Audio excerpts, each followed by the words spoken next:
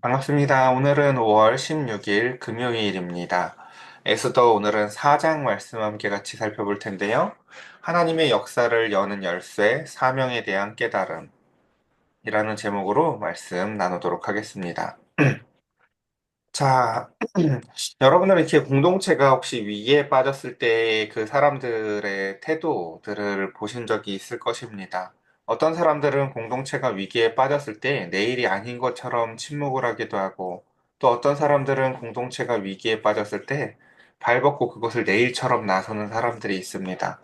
자, 오늘 본문은 이제 그 이야기를 함께 같이 좀 살펴볼 텐데요.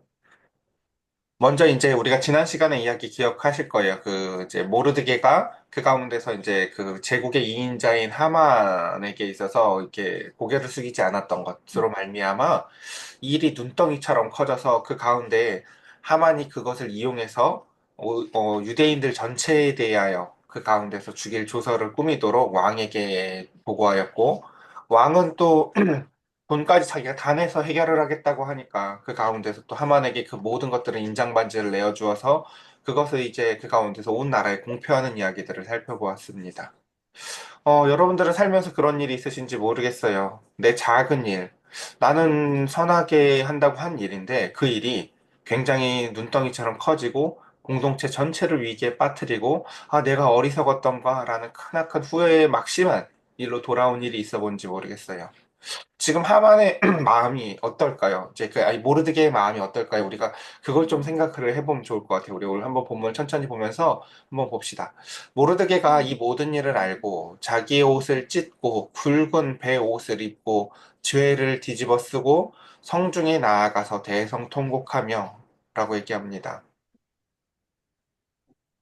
사람이 자기가 감당할 만한 시험들이 있죠. 자기가 감당할 만한 것들이 있다고요. 근데 나로 말미암아, 그러니까 우리가 인생에 있어서 제일 고통스러운 게 뭐 질병일 수도 있고 다양한 것들일 수도 있지만요.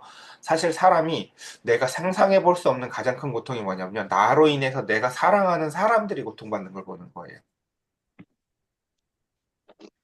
우리가 예전에 그 독립운동할 때에도 보면은 그 가운데서 그 사람들에게 있어서 유일한 약점들이 뭐였냐면 가족이었거든요. 나로 인해서 나의 사랑하는 사람들이 고통받는 것을 보는 것이었습니다. 마찬가지로 모르드게도 자신이 민족을 사랑하여서 그리고 또 하나님을 사랑하여서 그 가운데 아말렉 족속의 왕족의 후손에게 고개를 숙이지 않았던 것이 죄송합니다. 이런 식으로 돌아올 거라는 것을 자신은 조금도 생각해 보지 못했어요. 그렇죠. 이게 아무리 나라가 시스템이 없고 아무리 왕이 분별력이 없어도 어떻게 이런 명령이 올 수 있을까라고 싶었을 것입니다. 어쨌든 의도가 어쨌든 그 가운데서 그의 인생이 지금 이제는 칠흑과 같은 어둠이 찾아왔고 감당하지 못할 죄책감이 그를 덮어옵니다. 나 때문에 다 이렇게 됐구나. 나 때문에 다 죽게 되었구나. 라는 것입니다. 참 우리는 이제 이 두 가지를 먼저 좀 생각해 봤으면 좋겠어요. 제일 처음에 그 이제 에스더서 처음에 보면 이런 일이 있었잖아요. 그쵸?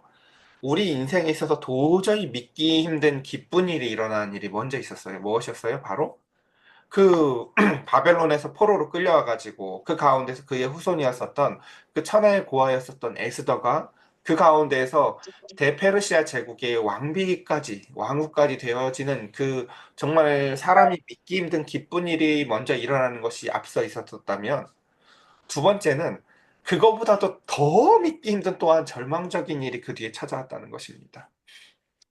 저는 희수 정도 나이가 되면 이런 걸 좀 알면 좋을 것 같아요. 우리의 인생에 있어서 이렇게 이런 걸 우리가 이제 한자어로 세옹지마라 그러죠. 이게 좋은 일인지 나쁜 일인지 알 수 없는 것처럼 믿기 힘든 기쁜 일이 왔을 때에도 너무 들들 필요가 없고, 그 가운데서 우리가 감당치 못할 큰 시험이 올 때에도 거기에도 길이 있다라는 것입니다. 어찌되었든 그날 밤을 보내본 사람들은 알아요. 이런 그날 밤. 정말 그 내가 감당치 못할 정말 큰 죄책감과 내 의도하고 상관없이 흘러가는 이 상황들을 마주해 본 사람은요. 그날 밤의 어두움을 알아요. 그날 밤의 찬송을 기억합니다. 그날 밤에 하나님을 향한 부르짖음을 기억합니다. 그래서 그 가운데서 그는 죄를 뒤집어 쓰고 남들의 시선 이런 거 신경 없어요. 그 가운데서 자기 옷을 입고 붉은 베옷을 입고 대성통곡합니다. 이 그림은 구약 성경에서 굉장히 자주 등장을 했던 그림들이에요. 잘 생각을 해보면 욥도 재난을 만났을 때, 그리고 나중에 하나님을 깨달았을 때에도 이런 모습을 보이기도 하고요. 야곱이 자기니까 평생 속여오는 인생을 살다가 그 가운데서 자기도 속임을 당하죠. 자기 아들이 죽은 줄 알아요, 요셉이. 그래서 그 피 묻은 채색 옷을 부여잡고 야곱도 이런 모습을 취하기도 하고요. 이 모습은 성경 안에서 굉장히 사람들에게 자주 등장하는 모습이고, 유대 그 이제 이 당시 역사를 기록한 헤로도토스라는 사람이 쓴 역사라는 책에 보면요. 이 당시 우리가 저 앞에 그 잠깐 상황 설명을 좀 해드렸지만, 페르시아가 저 그리스 제국이랑 전쟁 중이었잖아요. 그쵸? 그때 페르시아가 대패하고 나서 그때도 온 페르시아 백성들이요 이렇게 죄를 뒤집어쓰고 옷을 찢으면서 막 우는 장면이 있어요. 울었다라는 역사적 기록이 있어요. 그것처럼 이것은 또 구약 성경 내에서 보면 하나님에게 사람들이 회개할 때 나타나는 모습 중에서도 이런 모습이 있죠. 보면 요나가 이제 하나님의 심판을 막 선포했을 때 그 말이 그 사람들에게 진리로 다가왔다고요. 그래서 그 이방 사람들이 하나님의 진리의 말씀을 듣고는 그 사람들도 그렇죠. 동물들까지 심지어서 회개하는 모습으로 그려주고 있다고요. 이와 같은 모습은 사실 우리가 성경 안에서는 자주 발견하지만 우리의 삶 가운데선 과연 우리가 이런 식으로 회개해 본 적이 있는가? 이런 식으로 돌이켜 본 적이 있는가? 그렇죠. 우리는 그날 밤에 어둠을 맞이해 보지 않은 이상 이 모습을 참 이해하기는 또 어려울 것 같아요. 자, 봅시다. 자, 그래서 왕실 대궐 문 앞에서 붉은 베옷을 입은 자는 대궐문에 들어가지 못하기 때문이다. 그러면서 3절 왕의 명령과 조서가 각 지방에 이름해 유다인이 크게 애통하여 금식하며 울며 부르짖고 굵은 베옷을 입고 재에 누운 자가 무수하더라 라고 하면서 나 때문에 누군가가 고통받는 걸 보는 게 여러분 얼마나 고통스러울지 한번 상상해 보시면 좋을 것 같아요.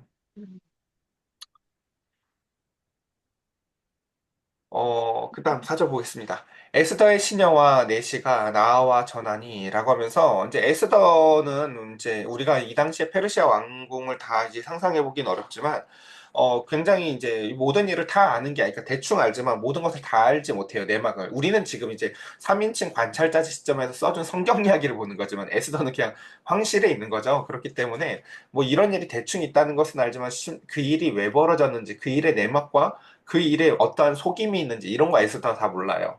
그래서 한번 보면 에스더의 시녀와 내시가 나아와 전하니라고 하면서 대략적인 이야기를 들었죠. 그리고 에스더는 아무리 이게 자신의 남편 왕이 계략에 속았어도 자신의 남편의 결정으로 인해서 어쨌든 생긴 일이라고 파악을 하고 있었을 거예요.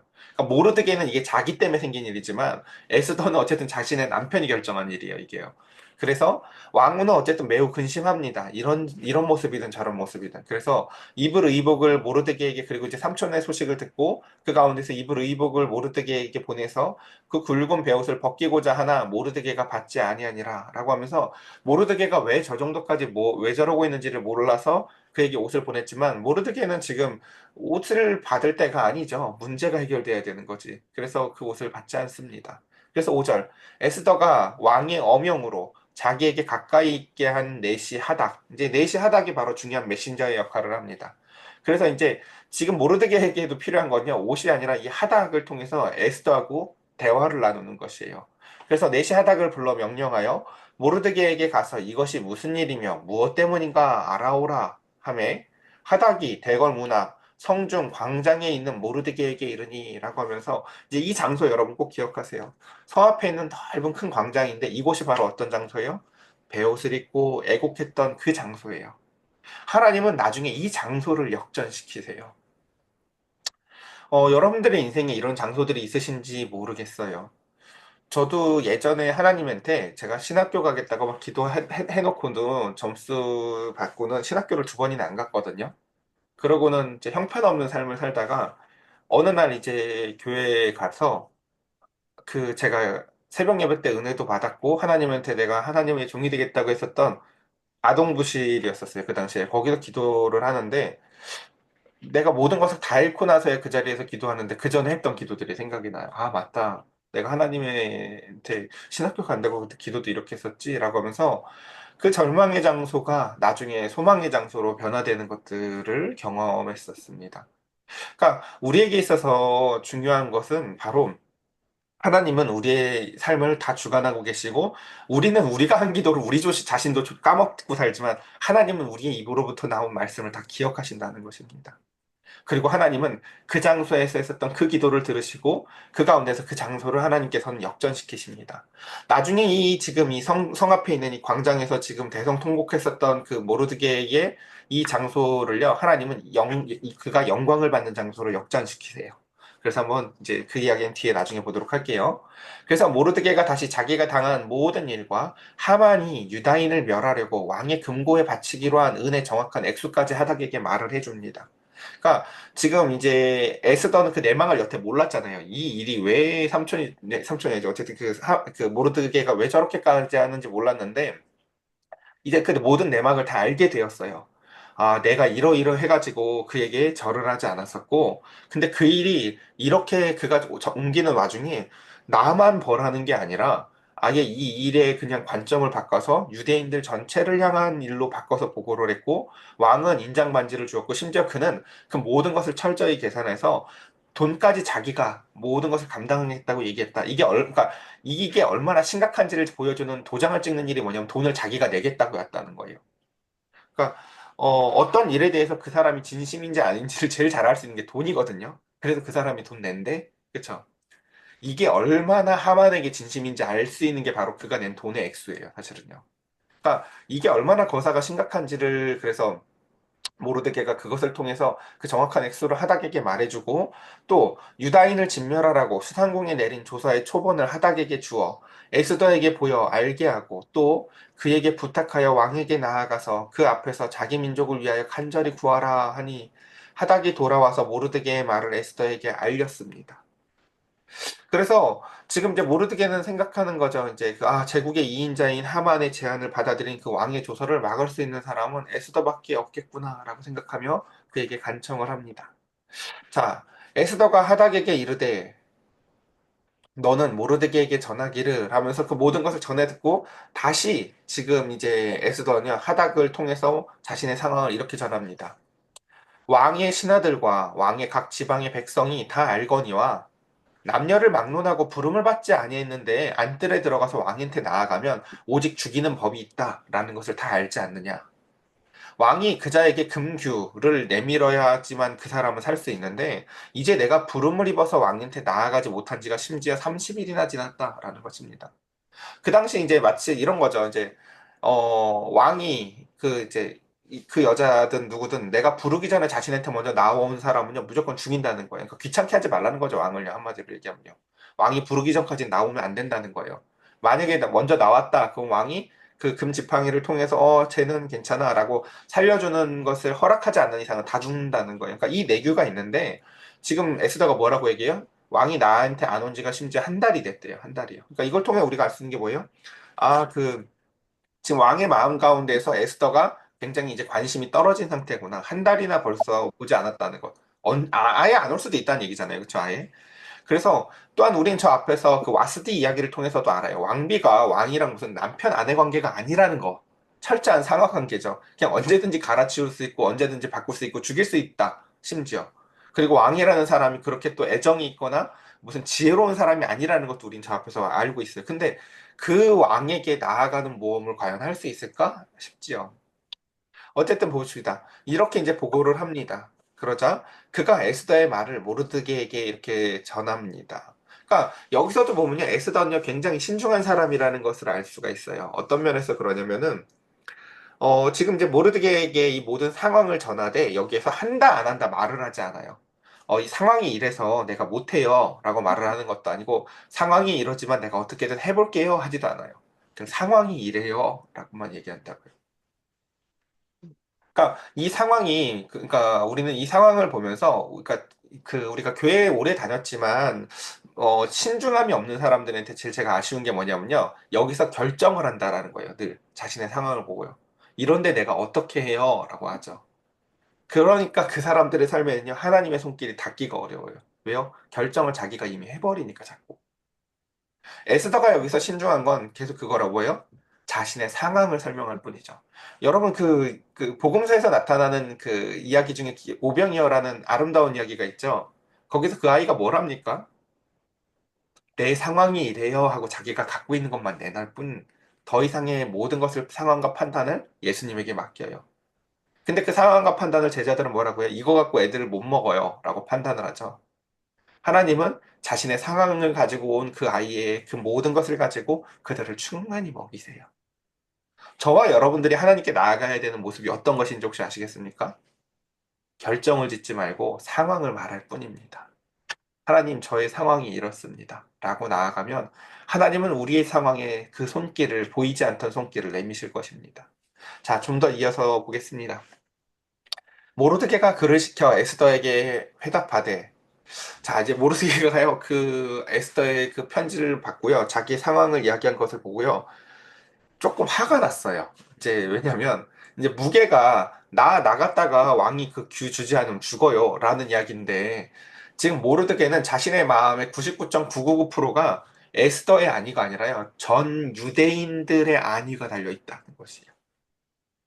그래서 너는 왕궁에 있으니 모든 유대인 중에서 홀로 목숨을 건지리라고 생각하지 말아라 라는 것이죠. 왕이 명령을 내렸지만 너는 왕비니까 안 죽을 거라고 생각하지 마 라고 얘기를 하는 거죠. 그러니까 모르드게의 말의 핵심은 이거예요. 너 개인의 안위에 대해서 지금 나한테 글을 쭉 이렇게 썼던데 그게 중요한 게 아니라 전 유대인들의 안위가 중요한 거야, 에스더야 라고 얘기하는 거죠.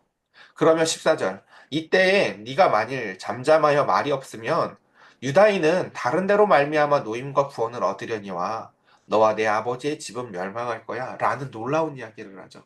여러분, 이게 에스더라는 성경책에서 일부러 기도한다 이런 말 안 쓰는 거 아시겠어요? 하나님의 손을 일부러 안 보여줘요. 장갑 끼우듯이요.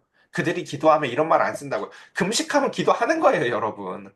그러니까 이들이 기도 안 하는 사람이 아니라니까. 기도하는데 그런 말을 안 써요. 근데 여기서 또 하나 알 수 있는 게 모르드게가 얼마나 믿음의 사람이냐면요, 하나님의 섭리를 굉장히 잘 알아요. 뭐라고 얘기해요, 지금 보면요? 얘야, 네가 안 하면 이 사람들 다 죽어가 아니에요. 뭐라고 얘기해요? 네가 안 하잖아? 하나님은 그래도 하실 거야. 하나님이 하시려고 하는 일이라면. 근데 그때 네가 죽을 걸? 이라고 얘기를 해요. 그래서 나는 몰라, 사실은 하나님의 방법을. 하지만 이게 하나님의 섭리 가운데 있는 일이라면 하나님이 구원의 역사를 이룰 때 도리어 네가 잠잠하고 나는 그래도 살겠지라고 조용히 있으면 그들은 하나님이 살리시겠지만 너를 살릴지는 모르겠다라고 얘기를 해요. 그러면 그 가운데 여기 제일 밑에 절이 이제 핵심적인 이야기인데, 오늘 본문 전체에서 이 말이 제일 중요해요. 네가 왕의 자리를 얻은 것이 이때를 위함이 아닌지 누가 알겠느냐라는 것이죠. 머뭇거리는 그 에스더를 향해서 지금 모르드게는 결단의 질문을 합니다. 우리는 네가 왕의 자리를 얻은 것이 이때를 위함이 아닌지 누가 알겠느냐라는 이 말이 하나님의 섭리와 인간이 동역 관계를 굉장히 잘 설명해줘요. 어떻게 설명을 하냐면 방금 이야기했지만 인간은 하나님의 섭리를 좌지우지하지 못해요. 하지만 하나님은 그럼에도 불구하고 그 섭리에 동역하도록 우리를 부르십니다. 그리고 그 하나님의 섭리를 위해서 우리를 부르시는 것을 다른 말로 뭐라고 하냐면 그걸 사명이라고 그래요. 그러니까 너 없어도 할 수 있지만 하나님은 너를 통해서 하고 싶으시다는 것이에요. 우리 종종 그런 거 보죠. 내가 밥상에 있는 거 이거 그냥 먹을 수도 있어요. 내가 그냥 사탕 하나 먹을 수도 있는데 아이들한테 그러기도 하죠. 아빠는 우리 평안이가 주는 사탕 먹고 싶은데 이러기도 하죠. 그것처럼 하나님은요, 하나님이 스스로 일하실 수 있어요. 하나님이 왜 굳이 홍해를 갈라가지고 그 할아버지 모세를 보내가지고 일을 하셔야겠어요. 그쵸? 근데 하나님은 그 일을 통해서 우리와 관계를 맺으시고, 나는 너랑 산책하고 싶은데, 나는 너랑 같이 저기서 동역하고 싶은데, 나는 너랑 같이 이야기를 쓰고 싶은데 라고 말씀하신다는 것입니다. 오늘 이 본문에서 여러분들과 저는 이것을 발견했으면 좋겠어요. 지금 나의 가정, 나의 직장, 나의 위치 가운데에 내가 이 자리를 하나님은 무엇을 위해서 이 자리에 두신 것일까라는 것입니다. 우리 앞에 있는 어려운 환경이나 원수 같은 존재가 있을 수도 있죠. 그때 모르드게와 같은 하나님의 말씀은 이렇게 우리에게 얘기해요. 네가 그 자리에 있는 것이 이때를 위함이 아니겠는가? 그를 사랑하기 위해서 하나님이 그 자리에 둔 것은 아닐까? 라고 우리에게 질문하신다는 것입니다. 자, 그 다음 보겠습니다. 에스더가 모르드게에게 회답하여 이르되 라고 하면서, 에스더는요, 지금 정확히 어느 포인트에 꽂혔는지는 몰라요. 방금 글을 읽고는 그 가운데에서 그의 마음에 이제 깊은 울림이 생깁니다. 아, 지금 내가 왕궁 가운데에서 내 안위만을 걱정하였고, 그 가운데에서, 아, 삼촌이 그렇게 말했어. 아니, 삼촌이 자꾸 모르드게가 이야기한 그 이야기의 핵심, 그 내가 지금 중요하게 여겨야 되는 게 내 안위가 아니구나라는 것을 그가 깨닫습니다. 그리고, 아, 내가 지금 이 자리에 있는 것이 나에게 어마어마하게 그냥 그저 우연히 생긴 기쁜 일이 아니라 이때를 위함이었구나. 라는 것을 그가 깨닫고는, 그는 그 사명을 깨닫고 이렇게 얘기하죠. 당신은 가서 수산에 있는 유다인을 다 모으고 나를 위하여 금식하되, 이게 기도하라는 이야기예요. 예. 일부러 의도적으로 그런 단어들을 빼는 거예요, 그냥요. 밤낮 3일을 먹지도 말고 마시지도 마소서. 나도 나의 시녀와 더불어서 이렇게 금식한 후에 규례를 어기고 왕에게 나아가리니 죽으면 죽으리이다. 우리는 그래서 사명을 감당하는 데 있어서 크게 두 가지 원칙이 있다는 것을 방금 여기서 이제 볼 수가 있죠. 첫 번째는 뭡니까? 여러분, 사명은요, 그냥 하는 게 아니라요, 기도로 매달리는 것입니다. 사명을 감당한다는 게, 아, 나 이제 알았어, 뭐 해볼게 하고 바로 달려나가는 모습이 아니라요. 철저히 기도로 준비하는 게 사명이에요. 왜요? 사명은 원래 우리 눈으로 보기에 할 수 없는 일처럼 보이는 일들이거든요. 하나님이 하실 일을 우리와 더불어 하시는데, 우리가 그걸 어떻게 할 수 있겠습니까? 그래서 항상 사명을 감당하는 데 있어서는 중요한 것은 내 의지보다 기도입니다. 믿음의 결단과 더불어진 그 기도 말입니다. 하나님, 내가 그것을 감당하기를 원하는데, 그 자리 가운데서 하나님이 함께 하여 달라고 말입니다. 그래서 그는, 그리고 두 번째 있죠. 사명을 감당한다는 것은 하나님이 어떤 한 사람의 영웅을 뽑아서 일을 하시는 게 아닙니다. 그는 이렇게 요청합니다. 뭐라고요? 같이 기도해 달라고. 같이 금식해 달라고. 같이 그 마음을 함께 해 달라고 말입니다. 그래서 사명을 감당하는 두 번째 원칙은 뭐냐면 바로 그 지체들과 협력하는 것입니다. 그 모든 것을 다 이룬 이후에 한 사람의 영광이 아니라 함께 기도한, 그리고 그 모든 지체들과 더불어 하나님에게 영광이 되게 하기 위함입니다. 그래서 모르드게가 가서 에스더가 명령한 대로 다 행하니라. 오늘 이제 본문이 여기까지였습니다. 저와 여러분들 오늘 본문을 통해서 무엇을 깨달으셨습니까? 저와 여러분들의 삶 가운데에 보이지 아니하는 손과 같이 우리는 기도를 그런 기도할지 모르겠어요. 제발 왕비 되게 해주세요. 왕후 되게 해주세요. 기도할지 모르겠어요. 어, 그래요. 그 기도가 들어진 다음에, 그 다음 그 뒤에 유대인이 다 죽게 되었을 때 여러분은 어떤 기도를 할 건가요? 우리에게 중요한 것은 내 기도가 응답되어지는 것이 아니라 우리의 삶 가운데에서 하나님의 놀라운 계획이 있다는 것입니다. 나는 그네에서 놀고 싶은데 하나님은 그네가 아니라 더 높은 산꼭대기를 보여주면서 나는 저기에 있는 울고 있는 애의 눈물을 닦아주는 게 그네보다 더 소중하고 저기 아무도 보이지 않는 곳에 민들레꽃 같이 이쁜 것들도 얼마나 많은 줄 아니? 라고 하며 하나님이 갖고 계신 시선을 우리에게 주시며 거기서 그 사명을 감당할 때 오는 그 기쁨을 같이 감당하자고 하십니다. 저와 여러분들의 삶이 결코 홀로 살아가는 삶이 아니라 하나님이 함께 하셔서 그 사명을 하나님과 두 손을 꼭 붙잡고 그 기도하며 그 사명을 감당해 보길 원합니다. 그리고 그 가운데서 그 믿음의 결단을 통해서 하나님이 홀로 하실 수 있는 일을 우리와 나누어서 하자고 말씀하신다는 것을 우리가 기억하면서 죽으면 죽으리이다 라는 이 에스더의 고백과 같이 우리에게 주어질 사명이 결코 쉬운 일들은 아니지만 사명을 감당하지 않고 죽는 것이 더 두렵길 원합니다. 내가 사명을 감당하다가 왕에게 귤을 받지 못해서 죽는 것보다 내가 사명을 피하고 가만히 있다가 하나님이 그 촛대가 지나가고 사명을 놓치는 것이 더 두려운 삶을, 의미 없는 삶을 사는 것이 더 두렵기를 간절히 축복합니다. 우리 이 시간 함께 같이 기도합시다.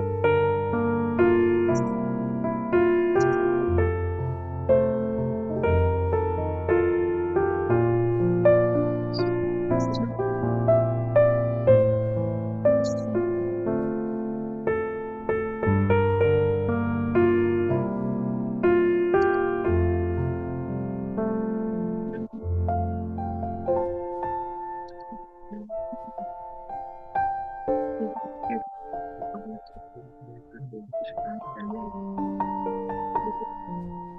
자신이 할 수 있는 어쨌든 또 이런 느낌이 최선까지 공부하는 것이 얼마나 어렵지 않을까. 아무튼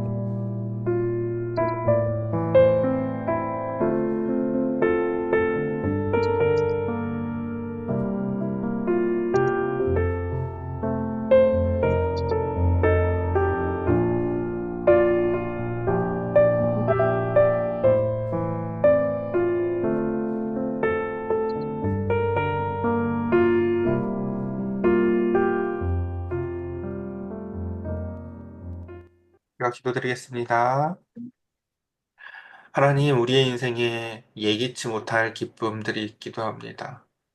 내가 어떻게 이 자리에 올라왔을까라고 싶을 만큼 에스더의 삶에, 모르드게의 삶에 그와 같은 기쁜 복된 일들이 있었습니다. 근데 그 기쁜 일을 다 뒤엎어덮고도 남을 만한 더 큰 어두운 일이 또 다가옵니다. 나의 작은 행동으로 말미암아 온 민족이 죽게 되었다는 모르드게의 절규를 생각해 봅니다. 죄를 뒤집어쓰고 밤새 기도해도 하나님의 섭리와 역사를 믿고 기도하지만 눈앞에 보이는 것이 없습니다. 에스더가 옷을 갖고 찾아오지만 위로가 되지 않습니다. 그리고는 그는 에스더에게 다시 요청합니다.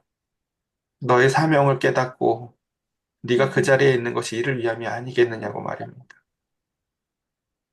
하나님, 우리의 삶의 자리에서 내가 이 자리에 있는 것이 무엇을 위함인지 깊이 돌이켜보게 하시고 생각해보게 하시고 깨닫게 하여 주시사 내 앞에 놓여져 있는 상황의 위험보다 그 사명의 큰 무게를 더 깨닫게 하여 주시옵소서. 저 흑암에 사는 백성들의 죽음이 더 두렵지 않는 것은 내가 내 삶을 너무 사랑하기 때문일지도 모르겠습니다. 하나님, 내 삶의 무게보다 하나님의 마음의 무게를 더 알게 하시고 하나님의 사명에 매달려 죽으면 죽으리이다 라고 외쳤던 에스더의 사명에 대한 깨달음의 외침과 같이 우리의 삶이 무엇을 향해 내 삶을 던져드려야 될지를 알게 하여 주시옵소서. 우리 사랑하는 성도들, 오늘 이제 이 금요일 하루를 또 살아나갈 때 하나님의 보이지 않던 손길들을 다 헤아려 보게 하여 주시옵소서. 기뻤던 일도 슬펐던 일도 그 모든 것 너머에 그 섭리 가운데 사명을 함께 하자고 하시는 그 하나님의 손길을 깨닫게 하여 주시옵소서. 우리 주 예수 그리스도의 이름으로 기도드렸사옵나이다. 아멘.